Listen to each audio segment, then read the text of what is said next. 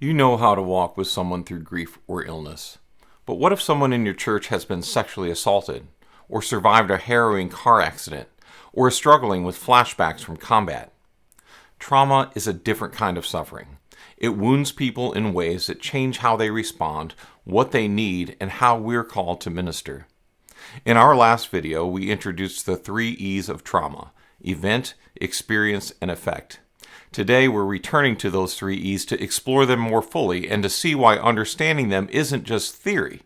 Because if we don't understand the nature of trauma, we risk offering care that not only falls short, but may unintentionally cause harm. Let's start with the first E, event.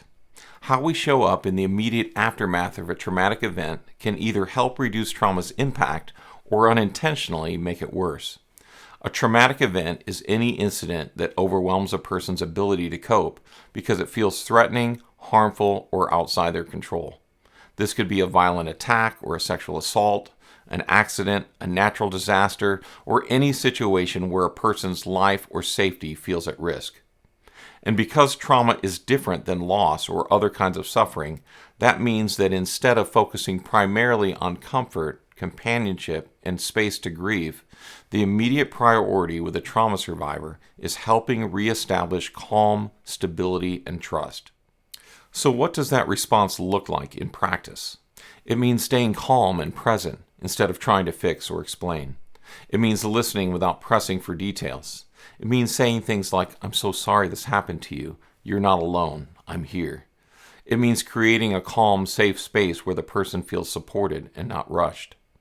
It means being careful not to rush into spiritual explanations before the person is ready to hear them. Spiritual care remains important and can be a source of deep healing, but only once trust and safety are established. That kind of care doesn't happen by accident. It requires preparation, clear policies, trained leaders, and knowing referral resources that can help so you're ready when it matters most. Start thinking through, what policies and protocols do we need to develop? How can we prepare our people to respond with care? What are the resources available in our community? We'll look at these things more closely in the next video to help you prepare, but for now, let's explore the second E, experience. Trauma isn't just about the event. It's also about how someone experiences that event. A traumatic event activates a person's natural stress response, what scientists call the fight, flight, freeze, or fawn reaction, and can overwhelm their sense of control and safety. These experiences are intensely personal and often invisible. People may feel numb, panicked, or detached, and might struggle to explain what happened or how they feel. Understanding how a person experiences trauma highlights how it differs from other kinds of suffering and shows why ministry responses need to meet a person where they are, not where we expect them to be. If we don't grasp this second E, we risk missing how to respond in ways that truly help, because their experiences shape what they need from us. Spiritual truths will matter deeply in their healing journey, but in the moment of trauma, they may not have the capacity to receive them yet. What they need first is to feel safe, seen, and supported. Often the church can help simply by being present, listening without judgment, even when the person is silent or struggling to find words, offering consistent support, checking in regularly, keeping promises, and being a steady, trustworthy presence that helps rebuild safety and predictability. Helping them ground themselves when overwhelmed, gently encouraging slow breathing or awareness of their surroundings, and reminding them of God's presence as a steady refuge. Avoiding quick fixes or overly spiritual answers and not pressuring them to talk before they're ready. Begin thinking through, how can we respond in ways that recognize the hidden, often confusing ways people experience trauma? In doing so, you're laying a foundation for healing that may even mitigate long-term effects. Before we move to the third E, if you're finding this helpful, please like this video and subscribe so you won't miss the rest of the series. And be sure to check out the links page in the description below. You'll find helpful resources to equip your church to prepare and respond well. Now let's dive into the third E, effects.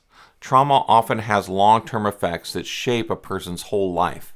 If we don't understand these effects, we risk bringing shame and frustration instead of hope and healing. But when we recognize the lasting impact of trauma, we can offer responses that are not only biblically faithful, but also truly meet people's real spiritual and practical needs. People may come into your church carrying wounds from their past, and even when we care well in the aftermath of a traumatic event, trauma can leave lasting marks.